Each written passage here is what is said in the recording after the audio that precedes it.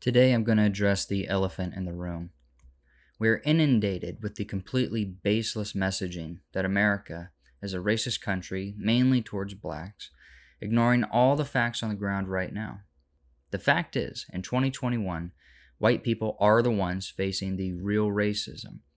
If you're looking for racism in the classic sense that one race is picked on, mocked, made fun of, criticized, and scapegoated for literally nothing other than on their skin color alone, then look no further than anti-white racism. Everything that blacks say is happening to them is actually happening to us. Workplace discrimination, police brutality, just the general sense of how you're treated in society. It's all happening to us on a way bigger scale than it's happening to them. Let's look at this article from the Washington Post about Facebook's attempt to chronicle and archive the racism on its platform. It turns out that 90% of it is anti-white racism. Facebook's race-blind politics around hate speech came at the expense of black users, new documents show. Yet racist posts against minorities weren't what Facebook's own hate speech detection algorithms were most commonly finding.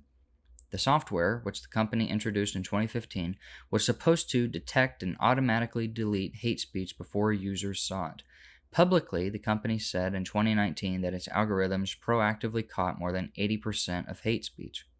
But this statistic hid a serious problem that was obvious to researchers. The algorithm was aggressively detecting comments denigrating white people more than attacks on every other group, according to several of the documents. One April 2020 document said that roughly 90% of hate speech subject to content takedowns were statements of contempt, inferiority, and disgust directed at white people and men, though the time frame is unclear. And it consistently failed to remove the most derogatory and racist content. Okay, here's another example. Between 2016 and 2018, there were 105,298 racially motivated hate crimes in Britain. The biggest victims were white, who accounted for 94,643, or 90% of all incidents. That's insane. It's a complete reversal of everything we're ever told about hate crimes. Take the Kyle Rittenhouse verdict. Jerry Nadler wants the Department of Justice to review the verdict and hopefully reverse the decision. Well, who's in charge of that? Well, it's a member of that horribly oppressed group that supposedly doesn't have any power in the highest places of government, we're told. Kristen Clark is the head of the Civil Rights Division of the Department of Justice, a black nationalist, and last summer she described Rittenhouse as an armed white male who received preferential treatment after he defended himself against other armed and white violent career criminals and convicted rapists who were trying to kill him. So you can take a guess on how that will turn out if they have their way with Kyle. Let's go through some other fun facts about the Rittenhouse case and compare them to other people we know about. The bail for Rittenhouse was set at $2 million, unlike Darrell Brooks, who recently slaughtered 6 people and injured almost 50 people with his car during a parade. His bail was set at $1,000. And make no mistake, his murder spree was absolutely racially motivated. We're told he was simply fleeing a crime scene, but he had no hesitation in taking the busiest street in town, aiming for little white kids, refusing to break or evade people in any way in his attempt to flee the police. We all know the best way to evade police detection and get heat off your back is to mow through a Christmas parade and kill 6 people and be filmed from 10 different angles with tons of witnesses. Yeah, I'm sure that's all it was. Just a getaway. I'm sure it had nothing to do with the verdict in the Rittenhouse case. Nope, no relation, no retaliation, nothing like that. And how long did his fleeing last? Well, after an hour after the attacks, he went to a house pretending to be a homeless person, and the residents made him a sandwich and was sitting on the porch eating it when he was arrested and gave no struggle. Was he really fleeing to the best of his ability? I'll let you decide that. All over his social media is anti-white racism. His rap songs are racist. He's a career criminal and a sex offender. for the pimping out of a 16-year-old girl across state lines, since that matters so much to the libs at the moment. And the media covers it with no racial aspects or motives at all. It's ignored. They don't even bring him up. They don't even bring the person who drove the car up. They just say car instead of black man or anything. They deperson him. That's black privilege. There's no major news network reporting on his story or what motivated him or anything. It's completely buried. When a white person commits a crime, oh boy, we'll find out what they did. We'll find out what their dog sitter's boyfriend's niece thinks of him. We'll know everything about why they did what they did. Like in the case of Dylan Roof, it took all of 30 minutes and we knew everything there was to know about this guy. But Darrell Brooks, that's all buried. But what if he had a MAGA sticker on that car? Do you really think it all would have played out the same? And on that same day he made bail, AOC and other Democrats pushed for bail reform, suggesting that excessive bail are keeping prisoners in jail for longer than necessary. Now, that's insane too. At the same time that this guy got out on $1,000. And if we look at Darrell Brooks' history, it's a tale of relaxed sentencings and slaps on the wrist, allowing this piece of human garbage to walk free over and over and over. And not even to mention the latest, $1,000 bail. People were outraged that Dylan Roof was given Burger King after his arrest. Meanwhile, school shooter Timothy Simpkins was out on his $75,000 bail within 12 hours. And we're told that he's not in fact a school shooter. After he shot 4 people and a teacher at his school, we're told that it was self-defense and that he was bullied. Not your typical school shooter scenario at all. As if all the other white kids who lost it and went postal weren't bullied either. And this is all coming from a media who have a hard-on about over-reporting the number of school shootings. Predictably, every year we get to March and they'll release a report that shows that so far there's been some absurd number of shootings, like 300. Well, that doesn't make any sense, because anytime there is one, it's reported on immediately. It's the biggest story in the country for days.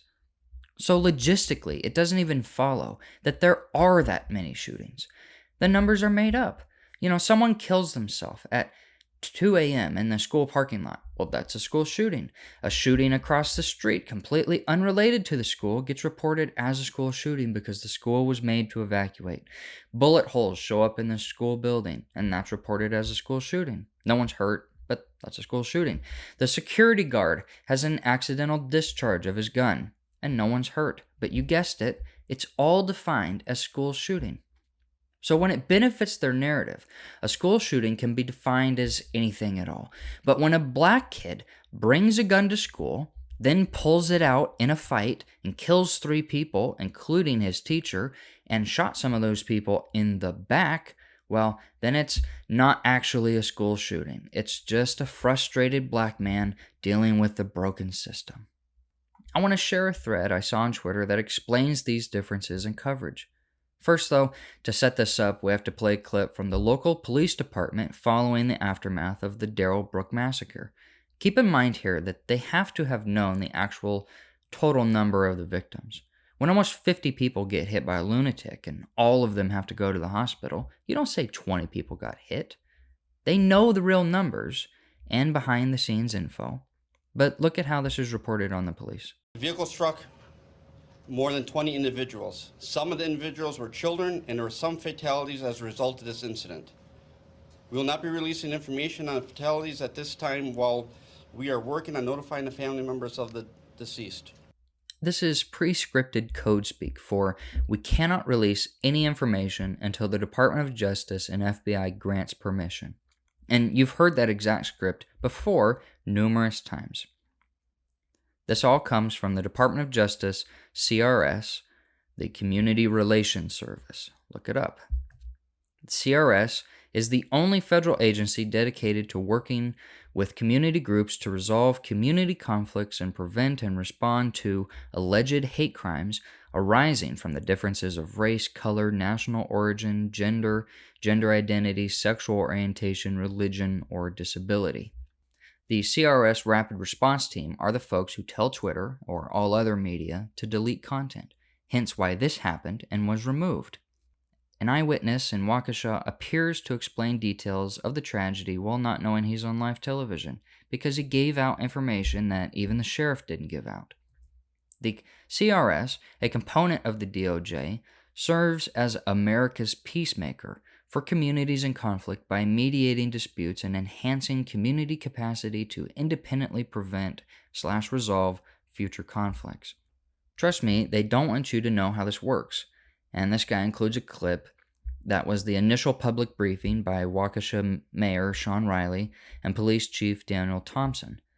Notice the mayor says that he has been contacted by the feds. Then the CRS are activated. The crisis response team looks at the scenario. The next briefing.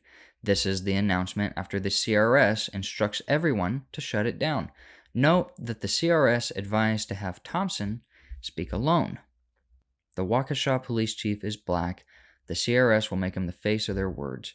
Due to the race of the suspect and the likely motive, this was a race-based attack against white civilians in Wisconsin in retaliation for the not guilty verdict in the Kyle Rittenhouse case, and it is almost certain that the DOJ CRS is now taking the lead on the case. Controlling information from local officials and media is what the CRS does with criminal cases that have a racial component. CRS is the only federal agency dedicated to working with community groups to resolve community conflicts and prevent and respond alleged hate crimes arising from differences of race. Obviously, a black male suspect intentionally targeting a group of white victims is the worst-case scenario for government and media who use race as a weapon to advance political ideology. Additionally, the media's racist fabrications around the Kyle Rittenhouse case are a key reason why there's so much racial animosity. Government officials, politicians, and media allies all use the Rittenhouse case to provoke racial strife. The attack by Brooks is a direct consequence of their conduct. The delay in further press releases provides the CRS Crisis Response Unit time to take full operational control over the messaging related to the Christmas parade attack. Local law enforcement will be guided by federal officers from the CRS and the FBI. Due to the sensitivity of the issues, the messaging will come directly from the CRS through the local officials and public information officers. The CRS, also known as the Federal Peacekeepers, will bring faith-based leaders to the forefront now. It's their pattern. The next appearance by investigative officials will contain preachers, ministers, and members of the faith community to try and blunt the racial motive. The media will demand healing and forgiveness for the attack. Obviously, the media and political hypocrisy will be thick. If the races were reversed, it would be a full frontal assault on white males. However, in this instance, the narrative will be a demand to understand the mental frustration of a black male who has been victimized by the system and who has no choice except to let out his anger. The DOJ CRS will also shape the information presented to media stakeholders who are also exposed by the motive of the attack. The White House, DOJ, DOJ CRS, FBI, special interest groups, and big tech allies will all work together to protect the media and politicians who manufactured the crisis that led to the racial attack.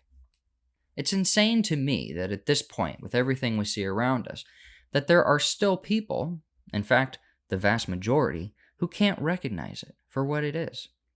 So I want to read another thread from Jesse Kelly, and he's mostly known for his appearances on Tucker Carlson's show, and he's a pretty solid guy. At the very least, he can move beyond typical boomer conservative talking points. And he just made a thread on Twitter that fully summarizes how insane this Kyle Rittenhouse and Darrell Brooks case really is. And I'll finish this video with that thread. Walk with me through a little made-up story. Let's say that there was a big pro-life rally in Detroit, but it got way out of hand, and those pro-lifers started looting and burning things. It had gone on for days, and a Black Lives Matter guy shows up in Detroit with a weapon. He stands guard at one of the car dealerships that the pro-lifers want to burn. Suddenly, those pro-lifers attack him on camera. Keep in mind, this is all captured on camera.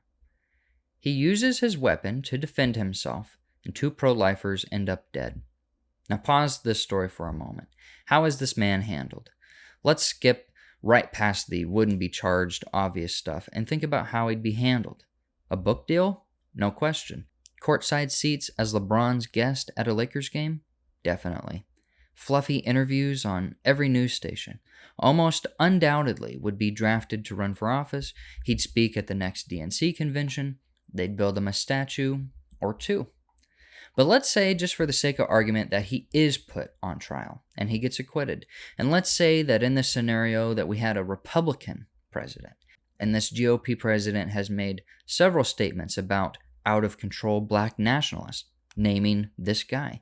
And let's say in the wake of the trial, every major right-wing news outlet continued calling him a racist black nationalist and warning about all the anti-pro-life bigotry out there. And this goes on for a couple days. And then some crazy, violent white guy with a Facebook Avy showing him in a MAGA hat gets in his pickup truck and mows down 50 black people in a parade, multiple dead. Take a moment, an honest moment, and tell me what would have happened by now.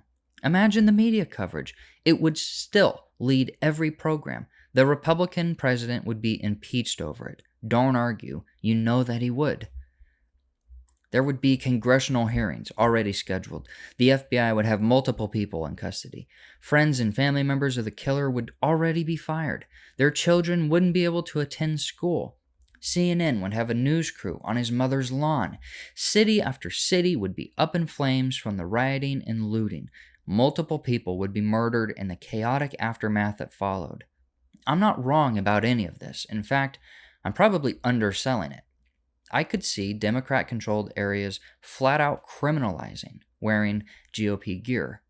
And I didn't lay all this out to show hypocrisy or double standards. That's a waste of time. Everyone knows that already. I laid this out so that you could see just how powerful the system is. The things they do to protect people viewed as being on their side are endless, and the things they do to destroy anyone viewed as an opponent are endless. Remember this made-up scenario the next time some communist whines about dangerous rhetoric or snarky jokes. We are not playing the same game, not even close. They are playing to win, and we're doing politics. That's all. Anyways, that's all the time I have for today. If you like this video and type of content I'm making, consider giving this video a like and maybe subscribing. I'll see you all in the next video. Peace.